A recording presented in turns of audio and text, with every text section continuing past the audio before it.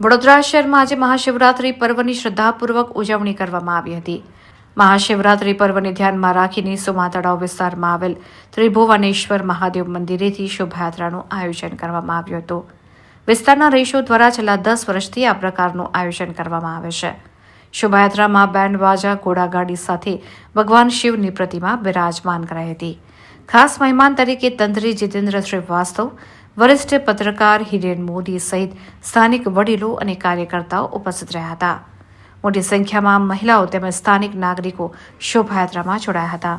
આશરે 2 કિલોમીટરની શોભાયાત્રામાં જોડાયેલા ભાવિક ભક્તો નિજ મંદિર ખાતે પરત પહોંચી પૂજા અર્ચના કરી ધન્યતા અનુભવી હતી। તો મોડી સાંજે મંદિર ખાતે મહાપ્રસાદીનું પણ આયોજન કરવામાં આવ્યું હતું।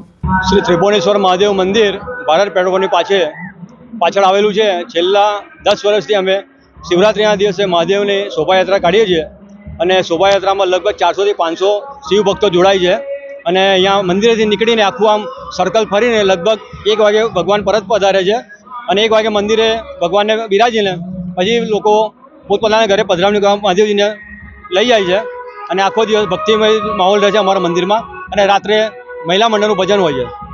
વિશેષ રીતે કેટલા લોકો સંમલિત થાય છે શોભાયાત્રામાં અને કેટલા વર્ષથી આ પ્રકારનું આયોજન થાય છે? લગભગ 9 વર્ષ પૂરા થયા, 10મું વર્ષ છે અમારું અને લગભગ 400 થી 500 વ્યક્તિઓ આવે છે અને દરેક સોસાયટીના નાકે ઠંડાનું આયોજન હોય છે। કોઈ જગ્યાએ ફરાળી પ્રસાદી હોય છે, કોઈ જગ્યાએ લીંબુ શરબત હોય છે।